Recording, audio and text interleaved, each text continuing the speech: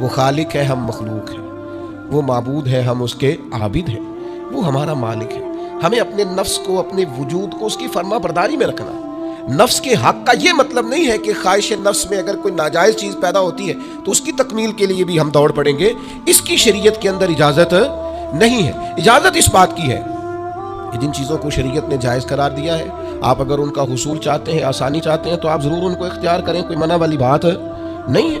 میں نے کہا بعض لوگ نا بعض چیزوں پر شدت کرتے ہیں، یعنی نبی کریم علیہ السلام کے صاحبزادہ گرامی حضرت ابراہیم علیہ السلام کا وصال ہو گیا تو نبی کریم کی آنکھوں میں آنسو آ گئے۔ تو ایک شخص نے حضور سے کہا یا رسول اللہ آپ بھی روتے ہیں، آپ تو صبر کا درس دیتے ہیں۔ نبی کریم نے فرمایا یہ جو آنسو نکل آئے ہیں نا، یہ بیٹے کی محبت کی علامت ہے۔ باقی فرمایا میرے دل اور زبان پر وہی ہے جس سے میرا رب راضی ہوتا ہے۔ میں اللہ سے کوئی شکوہ نہیں کر رہا، اس کی تقدیر پر راضی ہوں، لیکن یہ کہ جو انسان پر اللہ تعالیٰ نے کچھ فطری محبت رکھی، آپ اس کو بھی قبول نہیں کرتے بعض لوگ، تو کچھ لوگ بعض لوگوں پر زیادہ شدت کرتے ہیں، بعض لوگ بعض چیزوں کے معاملے میں زیادہ شدت کا۔ حضرت عمر کو نبی پاک نے کچھ نذرانہ دینا چاہا، ہدیہ دینا چاہا۔ ایک ہے آپ کسی سے مانگتے ہیں، ایک ہے کوئی آپ کو دیتا ہے۔ ان دونوں باتوں میں وہ جو تحفہ لینا دینا ہے اسے تو حضور نے فرمایا محبت بڑھتی ہے۔ تو حضرت یہ صحیح بخاری میں موجود ہے، نبی کریم نے کچھ دیا تو حضرت عمر عرض کرنے لگے نہیں یا رسول اللہ ضرورت نہیں۔ تو محبوب نے فرمایا جو بن مانگے ملے وہ تو اللہ کی طرف سے ہے۔ وہ ایک صاحب مجھے کہنے لگے فلاں صاحب کہتے ہیں ہم چندہ نہیں مانگتے، تو میں نے کہا وہ زیادہ نیک ہونا چاہتے ہیں، کوئی حرج والی بات نہیں، وہ چندہ نہیں مانگتے، وہ زیادہ پرہیزگار ہونا چاہتے ہیں، زیادہ آگے بڑھنا چاہتے ہیں، ورنہ نبی پاک نے تو اعلان کیا ہے کہ تبوک پہ جانا ہے، مجاہدوں کو چندے کی ضرورت ہے۔ اعلان کیا کہ نہیں کیا رسول پاک نے؟ تو آپ کس کو علماء کی توہین کا پہلو بنائیں گے؟ رسول اللہ صلی اللہ علیہ وسلم نے اعلان نہیں فرمایا؟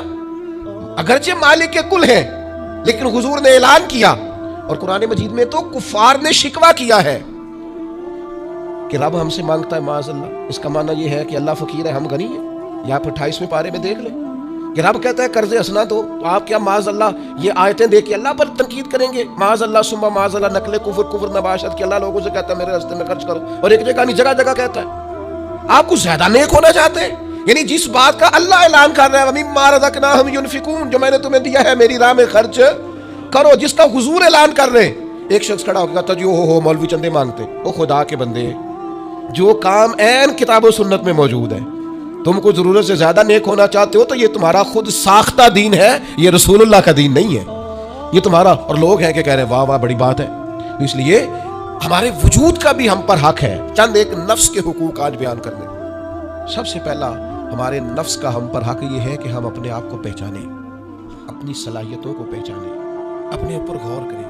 قرآن مجید نے ارشاد فرمایا کہ بل الانسان علی نفسہ بصیرہ، فرمایا بلکہ انسان خود اپنے اوپر گواہ ہے، اسے اپنا پتہ ہے، بہانے بنائے تو بات الگ ہے، یہ خود پر گواہ ہے، اسے خبر ہے۔ انسان عالم اصغر ہے، ہم نہ اپنے آپ کو پہچانتے نہیں، ہمیں اپنی خوبیوں کا پتہ نہیں ہوتا۔ یہ جو ہم استاذ کے پاس جاتے ہیں نا، یہ جو ہم مرشد کے پاس جاتے ہیں نا، وہ ہمیں نکھار کے نا تو وہ ہماری خوبیاں ہماری آنکھوں کے سامنے کر دیتے ہیں کہ یہ تمہارے اندر صلاحیت ہے۔ وہ تراش کے نا پتھر کو تو اسے ہیرا بنا دیتے ہیں، وہ نکموں کو کام کا بنا دیتے ہیں۔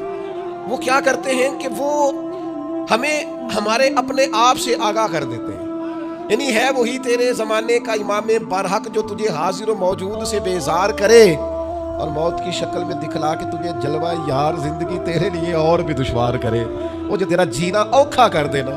مشکل نہیں میں کہتا، اگرچہ اردو ہے لیکن مشکل اور اوکھا، یہ اوکھا ذرا زیادہ وزنی ہے۔ جو جینا اوکھا کر دے وہ درویش ہوتا ہے، جو تیرے لیے مشکل کر دے۔ بھائی اپنے آپ کو پہچانے، اپنے اوپر غور کریں۔ اللہ تعالیٰ نے بنایا ہے اور بنانے والا کہتا ہے لقد خلقنا الانسان فی احسن تقویم، بنانے والا کہتا ہے میں نے تجھے بڑی بہترین ساخت میں بنایا، او انسان میں نے تجھے بڑا ہی سونا بنایا۔ کوئی تیرے ناک پر تنقید کرے تو کرے، تو کہے تجھے پتہ نہیں یہ چاہت کس کی ہے، میں مرضی سے نہیں بنا، یہ بنانے والے نے بنایا ہے، اس نے تجھے سونا بنایا۔ تو اپنے آپ کو پہچانتا ہی نہیں۔ تو جو ہے نا خدا جانے بلندی ہے کہ پشتی پر جہاں میں ہوں وہاں کوئی نہیں ہے۔ تو اپنے قد سے بھی پیار کر، تو اپنے رنگ سے بھی پیار کر، تو اپنے وجود کی ساخت سے بھی پیار کر، اور پھر وہ کہتا ہے تجھے بنایا، باقی سارا کچھ تیرے لیے بنایا۔